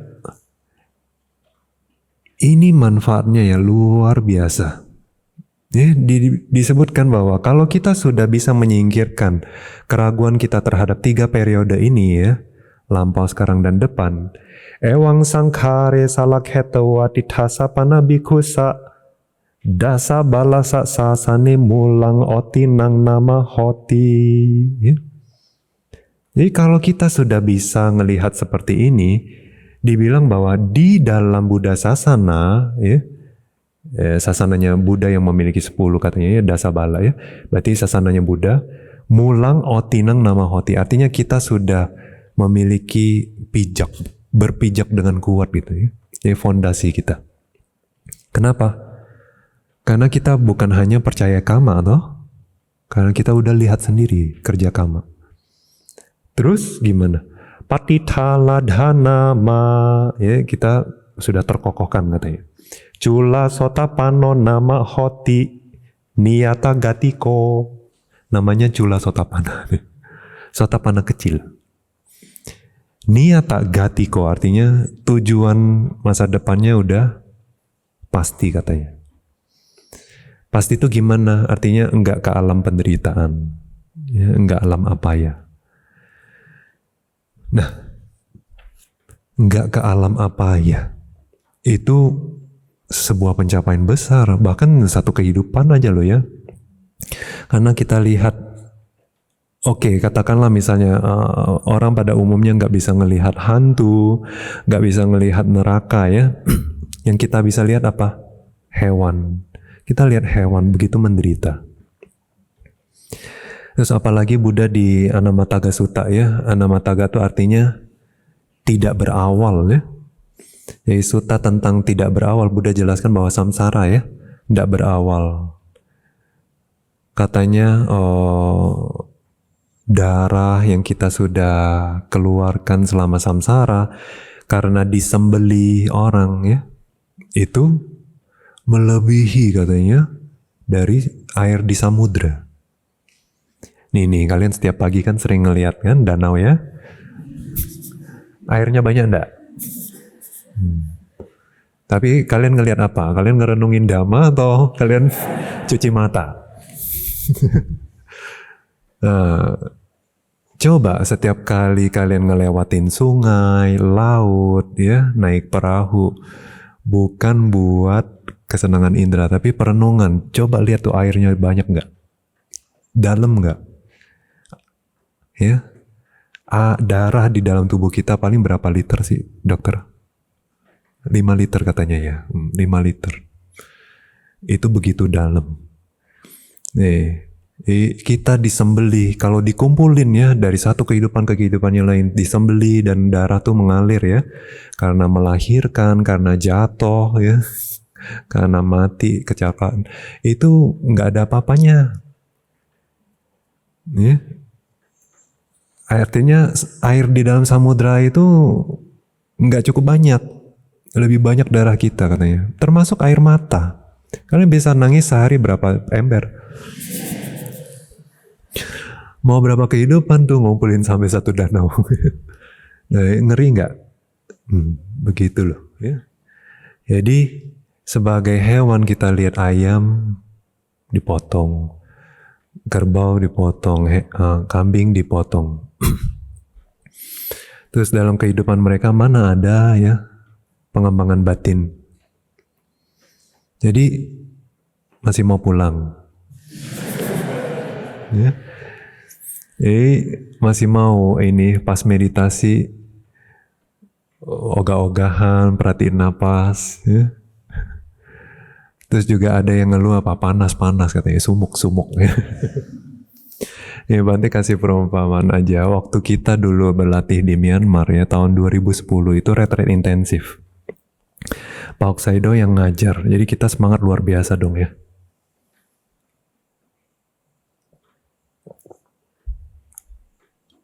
Waktu itu retreat 6 bulan, bukan 2 minggu ya. 6 bulan. Terus Pak Oksaido yang mengajar, beban enggak? Beban dong ya enggak. Terus musim panas. Bante sih nggak tahu berapa panas, tapi katanya umat awam ada bilang 46 derajat. Terus celakanya lagi apa? Nggak ada air kering. Jadi sumur wihara kering. Waktu itu sampai beli air minum buat mandi. Ya, buat mandi. Jadi kita semua disuruh hemat. Retret 1000 orang. 1000 ya, bukan 50. Jadi air hemat. Gak ada kata boros ya. Kita 4 hari sekali mandi. Ada yang bilang, aduh saya mandi 2 hari sekali, sehari 2 kali ya Bante, 3 kali ya Bante ya. Karena apa? Lengket. Nah. Itu rasanya udah bukan lengket lagi ya. Waktu meditasi pun kita, ini maaf ngomongnya, kita telanjang dada. Panas minta ampun, udah buka semua pintu. Ya. Nggak ada angin pun angin panas. Karena kita tempat meditasi cowok semua cowok, cewek semua cewek. Ya. Bante nggak tahu yang tempat cewek apa jadinya. Pokoknya tempat cowok kita semua udah telanjang dada. Ya, jubah buka tarik sampai ke selangkangan. Panas. Dan itu setiap momen ngalir. Udah kayak mandi. Terus 4 hari sekali mandi. Mandi juga irit. Bante pun belajar irit ya. 1 ember, nggak ember besar ya, ember biasa. Itu 2/3 air aja cukup untuk Bante mandi. Bante belajar untuk hemat ya. Nah itu. Betapa panasnya. Tapi kita komplain nggak waktu guru interview? Komplain dong ya, manusia juga kita ya. Panas Bante gitu ya, panas saya dong. Terus saya bilang apa? Neraka lebih panas.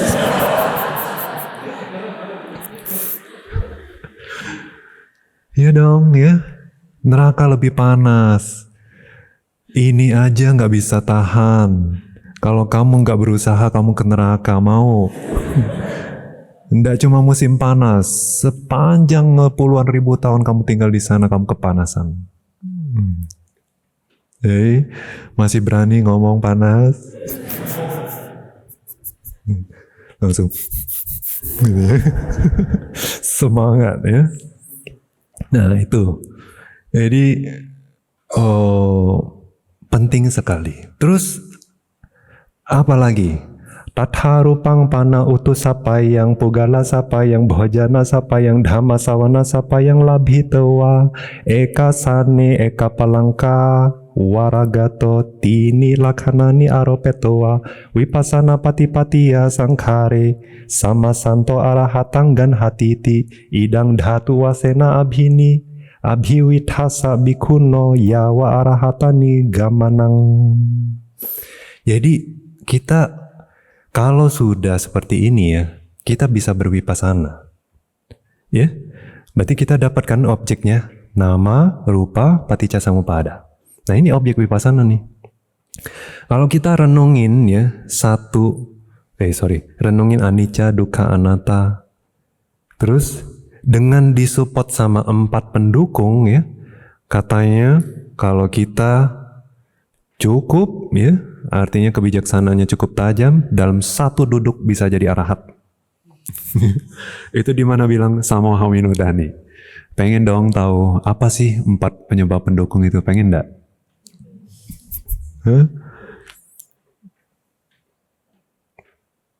Waktu sih sudah mepet ya. Tapi supaya kalian bisa tidur nggak penasaran ya, kayak 4 kasih. Utu ya, suhu, termasuk cuaca. Yang kedua, pugala ya. Teman-teman sesama berlatih, guru, pugala ya. Bhojana, makanan ya. Terus dhamma sawana, artinya mendengar dhamma yang sejati. Juga dhamma-dhamma yang cocok. Cocok itu gimana? Ya waktu kita gelisah, kita dengar nih masukan atau dhamma yang bikin kita nggak gelisah. Ya. Waktu kita malas, kita dengar dhamma yang bikin kita semangat. Nah itu artinya dhamma yang cocok ya. Nggak hanya jalan menujunya nibbana saja atau cara berlatihnya saja ya. Tapi juga melewati kesulitan-kesulitan kita. Nah jadi 4 penyebab ini. Kalau kita sudah bisa lihat nama, rupa, paticca samuppada didukung sama 4 kebutuhan ini ya, pendukung ini, katanya kita renungin anicca, dukkha, anatta, katanya dalam satu duduk pun bisa mencapai. Tapi tentu saja ya, kebijaksanaannya mesti tajam. Utu, suhu yang seperti apa? Ya. Suhu yang setidaknya bisa support meditasi, bukan suhu yang kita suka sebetulnya, tapi yang cocok buat meditasi. Artinya kalau terlalu panas kita mudah capek, ya enggak? Kalau terlalu dingin ya kita gemeter, gimana meditasi. Nah, jadi yang cocok buat kita. Kadang ada orang yang cocok di tempat panas, ada yang cocok di tempat sejuk ya. Nah terus pugala, teman-teman meditasi ya tentunya yang harus saling support, yang bukan yang cari masalah, ngajak berantem, jangan ya. Nah, terus yang support. Jadi waktu kita malas, kita semangat, nah gitu ya, saling ngingetin, saling memberi contoh. Terus guru juga penting sekali ya. Nah, pugala, guru yang bisa membimbing kita, yang sabar. Iya dong, itu penting enggak? Penting ya, guru itu harus sabar ya. Terus bhojana, makanan. Nah, bukan makanan yang kita suka, bukan makanan favorit kita, bukan ya. Makanan yang gimana? Makanan yang bisa jadi energi. Ya. Berarti rasa nggak penting ya. Yang penting jadi energi. Nah, justru rasanya itu ya kalau di center Bante ya, Bante bilang jangan pakai garam banyak-banyak. Jangan pakai MSG banyak-banyak. Ya, rasanya ringan-ringan saja. Ya, kenapa?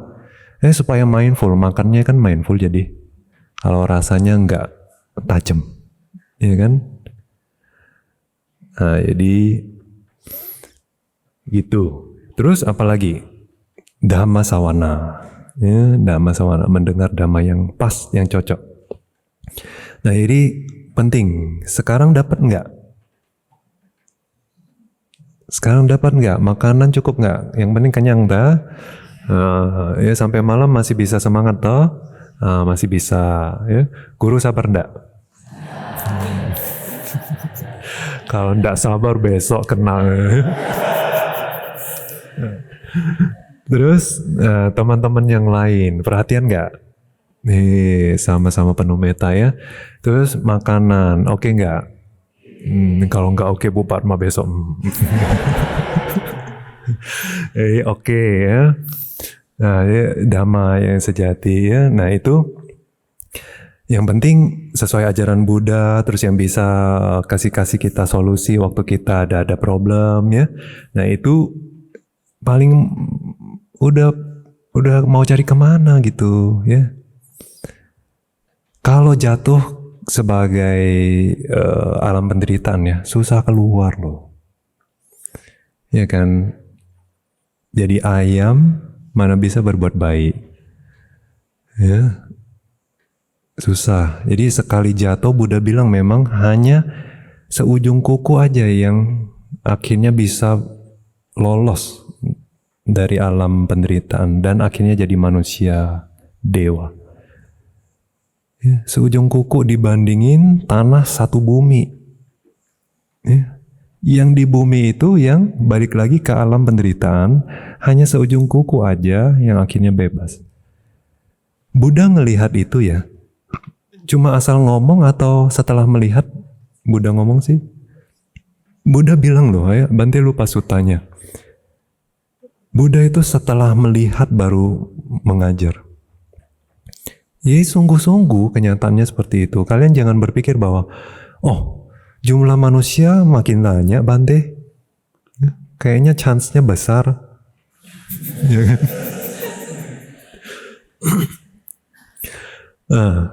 Tapi kalau kita lihat serangga banyak enggak? Banyak. Ya. Nyamuk, cacing, hewan banyak.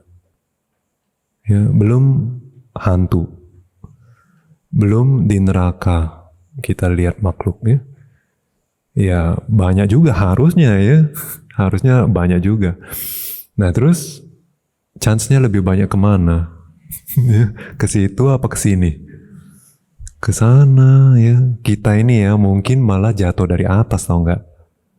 Ya dewa yang habis kama baiknya jatuh ke sini. Ya Brahma jatuh ke sini loh. Atau kita itu ya mungkin sisa-sisa kama baik di masa lampau itu berbuah. Ya jangan lalai. Nah itu jadi setiap napas berharga ndak? Berharga loh. Jangan sampai kayak apa? Kita itu gini, waktu itu karena Bante sudah ngelewatin ya, di wihara nggak ada air kayak gimana, baru menghargain air. Ya. Sekarang di zaman sekarang kalian ngerasa bahwa oh Dhamma kayaknya mudah sekali loh dapat, buka YouTube aja keluar sendiri, ya kan? Ya, indah kita cari juga nongol. Tinggal denger aja, tinggal play. Kalian pikir, ya banyak air di sini ya. Tapi satu hari, kalau sudah ndak ada air, baru tahu susahnya cari air. Jangan lalai karena ini adalah buah dari kama baik. Tapi kama baik ini satu hari akan selesai. Ya. Kalian mau tunggu di kehidupan mendatang aja saya baru berlatih. Coba lihat sekarang biku yang baik lebih banyak apa biku yang jahat yang lebih banyak? Biku yang mengajar Tipitaka banyak atau biku yang mengajar sesuai ajaran lain atau di luar ajaran Buddha lebih banyak? Biku banyak enggak banyak tinggal ya. Di antara yang enggak banyak pun cuma sedikit yang baik loh. Nah itu kita lihat tuh. negara Myanmar apa jadinya? Ya. Banyak biku Bante. Semua 50 juta, 60 juta orang Buddhis loh Bante. Kok jadi kayak gitu sekarang? Bencana alam, perang, ya, menderita. Bante bilang gini, Bante ngomong ke yayasan ya, orang yayasan. Bante bilang, orang yayasan, waktu kalian support sangga, ya, waktu kalian bikin meditation center, mensupport banyak orang berlatih, kalau caranya benar, kalian akan dapat banyak karma baik yang powerful. Tapi sekali kalian salah, karma buruk juga powerful. Ya, karena semua ini adalah orang bermoral. Semua orang berlatih. Iya kan? Nah, jadi sama kayak kita waktu bergaul sama raja ya, bergaul sama presiden. Kalau kita melakukan hal yang baik, kita dapat banyak hal baik. Ya, karena bergaul sama orang besar. Tapi kalau kita melakukan kesalahan, fatal. Ya, salah ngomong aja fatal. Ya, sama seperti itu. Pingin bertemu Buddha, hati-hati. Kadang-kadang ucapan dan perbuatan pikiran kita terlalu cepat ya. Ini adalah makhluk luar biasa. Kalau kita melakukan kebaikan, kebaikan luar biasa kita dapat. Tapi kalau ada yang tidak baik, ya, keburukan luar biasa kita dapat. Ya. Nah, jadi bahaya ya. Nah itu sebabnya negara Myanmar jadi seperti itu. Ya. Sebetulnya kalau di antara begitu banyak biku yang betul-betul ngejalanin ajaran Buddha nggak banyak. Ya. Jadi pengikut biku-biku tersebut banyak. Ya. Jadi sekali salah, salahnya berat.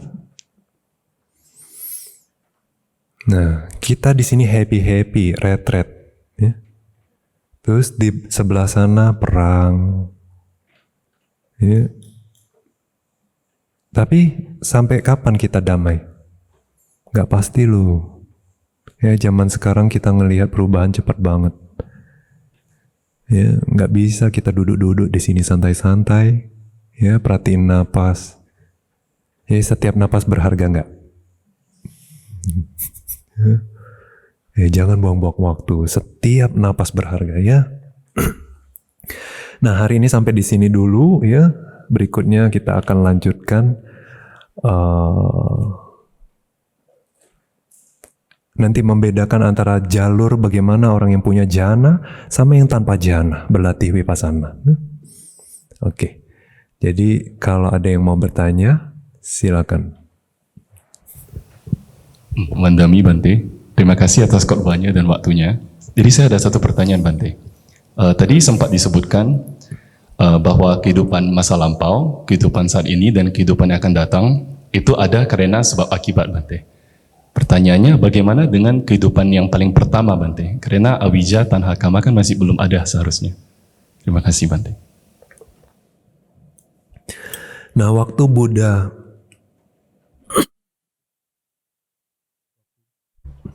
Buddha berusaha mencari awalnya, nggak ada celakanya. Jadi itu kayak loop gitu ya. Kayak satu lingkaran. Yang mana awalnya? Nggak ada, ketemu dia. Muter-muter terus. Nah, itu nggak ada awalnya. Jadi kalau nggak ada awalnya itu biasanya ya awijanya makin tebal. Ya kan?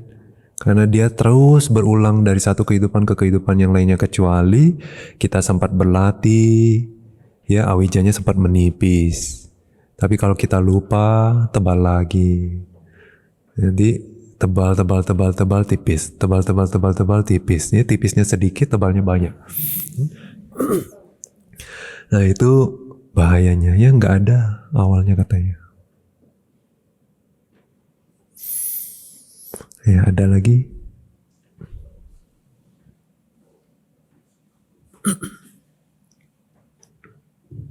Mandami Bante, mau tanya, Maaf kalau mengulang lagi pertanyaannya, kayaknya pernah ditanyakan.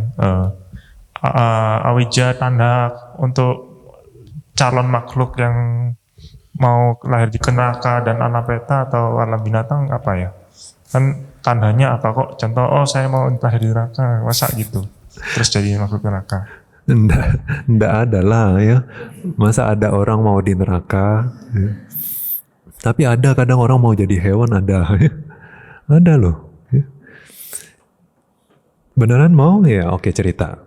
Jadi ada ceritanya di zaman Buddha. Ya, suami istri mereka ngelewatin sepertinya kayak padang pasir gitu ya. Nah terus kehabisan ransum, makanan habis. Jadi lapar kali tapi untuknya lolos.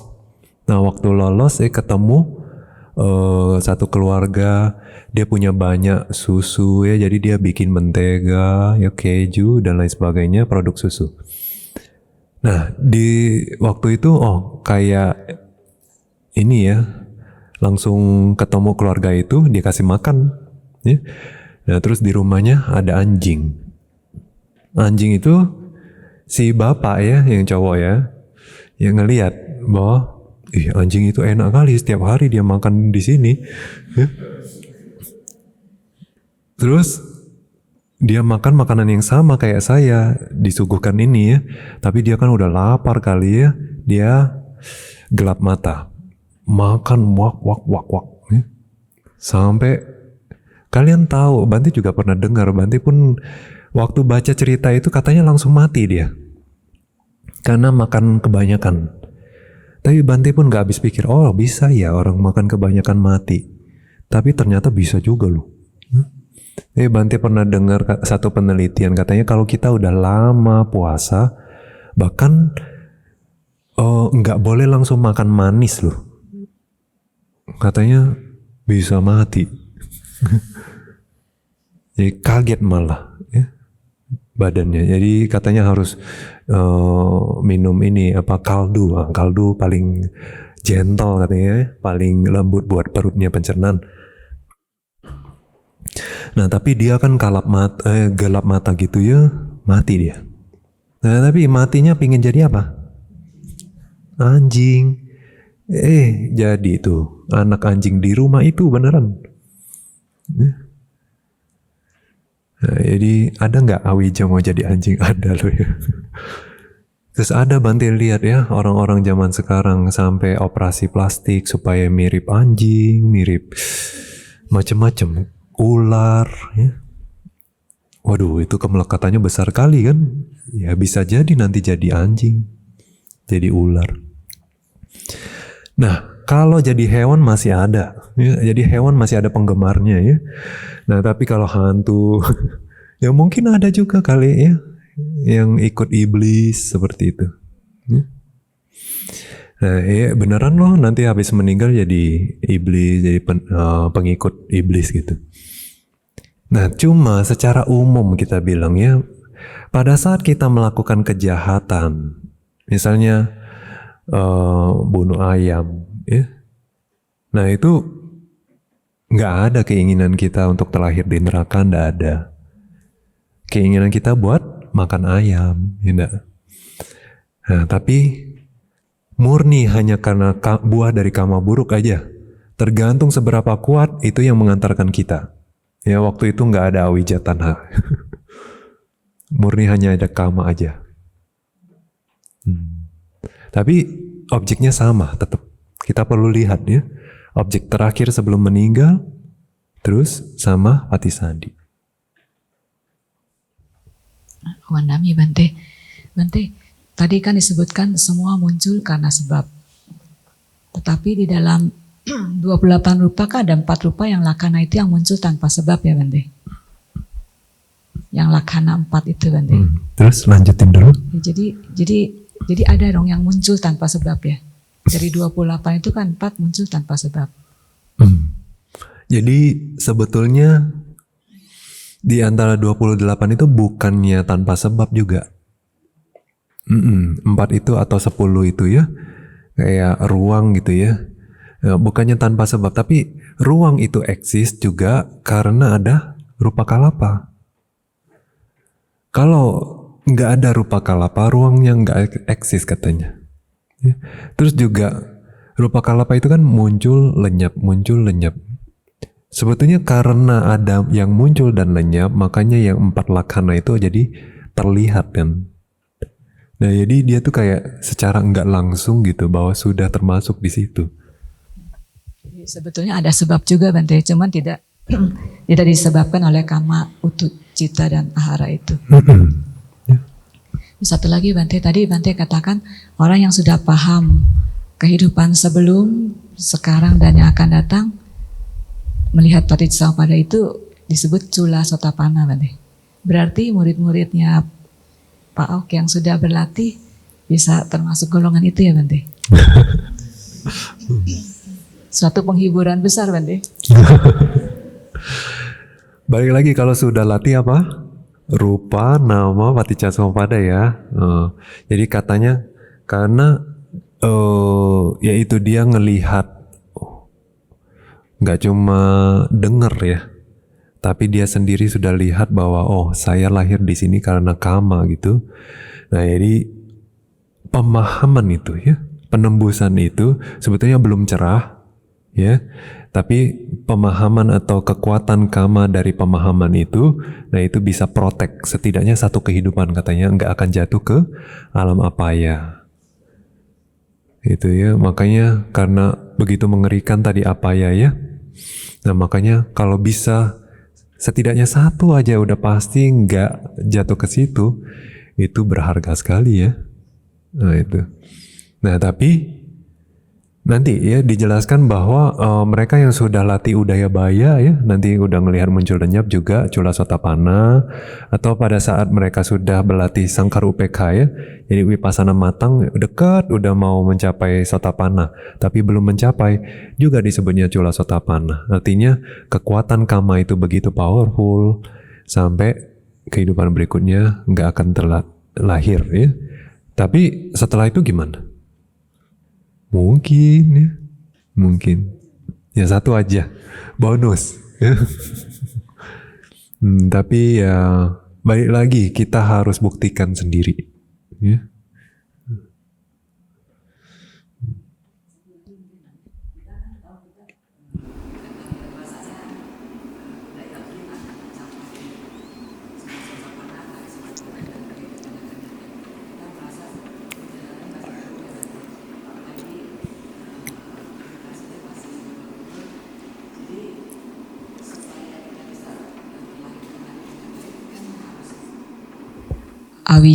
Awija mungkin dengan pemahaman Dhamma dari Bante mungkin kita bisa kurang ya.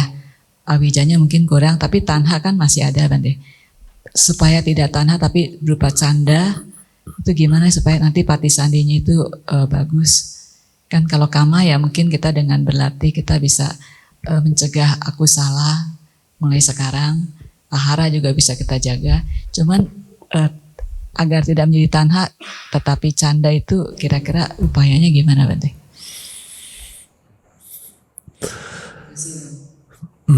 Makanya kalau nggak mau babak belur kan kalau Bante lihat banyak meditator sebetulnya bisa, cuma nggak bisa kasih waktu. Maksudnya secara potensi ada, kualitas batin tuh ya pelan-pelan, tapi waktunya singkat. Ya maunya cuma ikut retret 2 minggu. Ya 2 minggu mau bebas dari samsara. Samsaranya udah banyak kehidupan ya. Itu pun juga nggak adil lah namanya ya. Nah sekarang kalian sukses secara duniawi ya. Ya sampai taraf tertentu sukses lah ya. Nah, itu juga karena apa? Sudah ngelaluin sekolah toh. Sekolah berapa tahun? 12 tahun, 15 tahun. Ya. Terus akhirnya kalian bisa punya sekarang, ya kan? Wajar kan? Wajar, 15 tahun udah berusaha, sekarang udah punya. Nah, meditasi gimana? 2 minggu. Setidaknya untuk sukses juga dalam spiritual 15 tahun loh. Ya.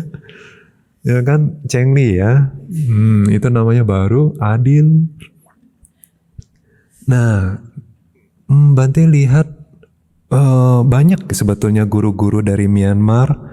Nah, karena Bante kan sering jadi penerjemah sebelumnya. Jadi bantu nerjemahin itu kan udah lumayan banyak. Jadi beliau-beliau bilang bahwa di Indonesia paraminya bagus-bagus. Ya kadang di retret ada yang udah bisa lihat nimitta, ada yang di retret bisa lihat cahaya yang terang, ada yang bahkan jana. Nah, retret padahal 2 minggu, 10 hari. Itu susah loh. Itu bukan perihal sepele. Ya. Kita ngelihatnya kayak sepele, itu ndak sepele.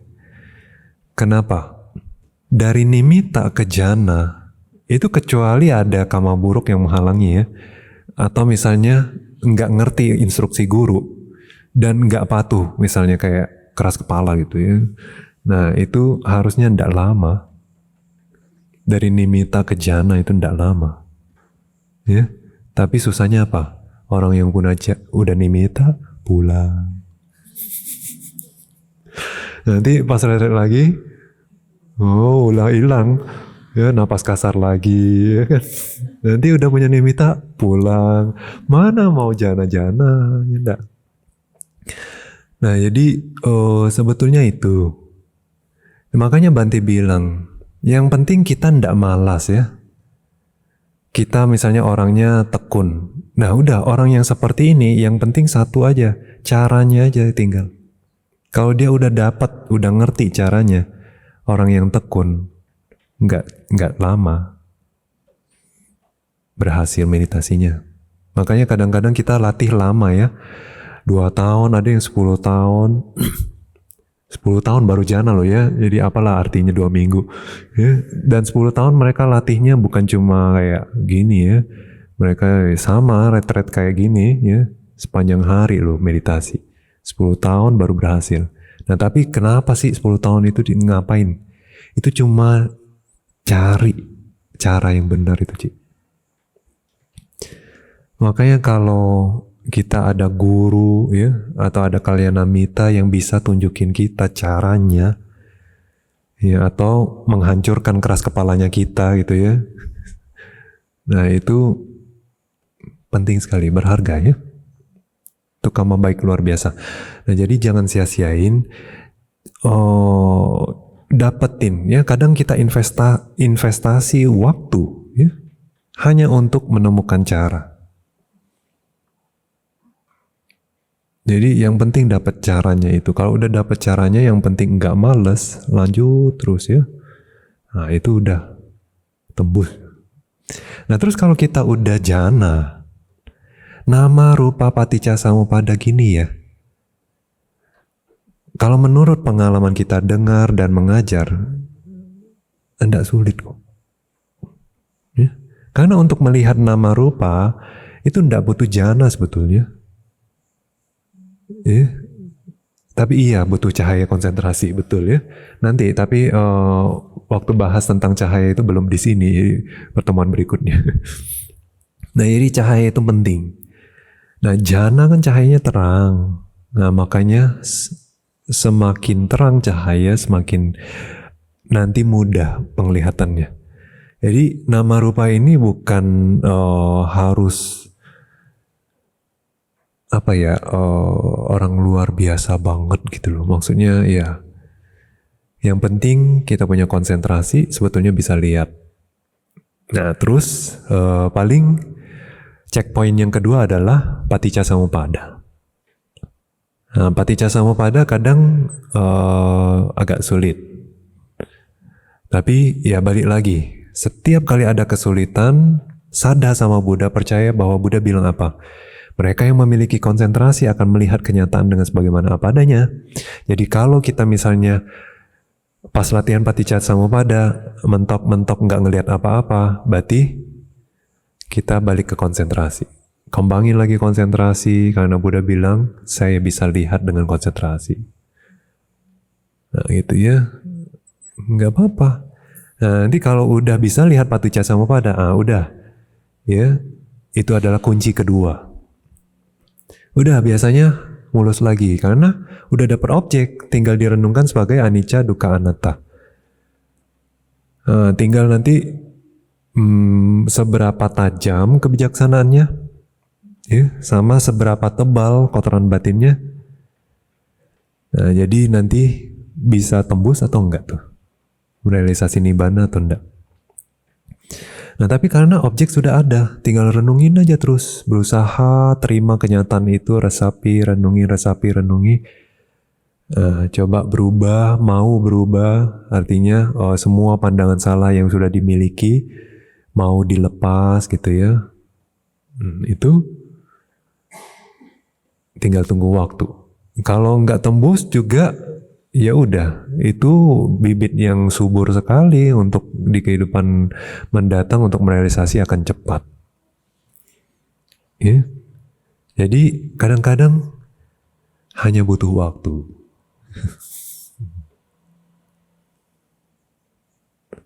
Ada lagi yang mau bertanya?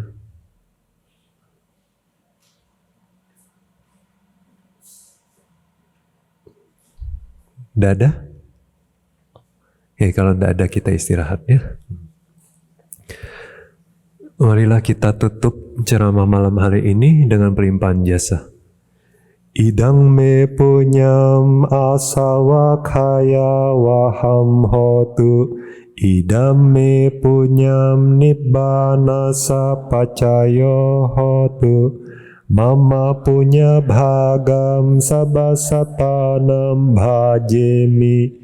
Te sabbe me samam punya bhagam labhantu.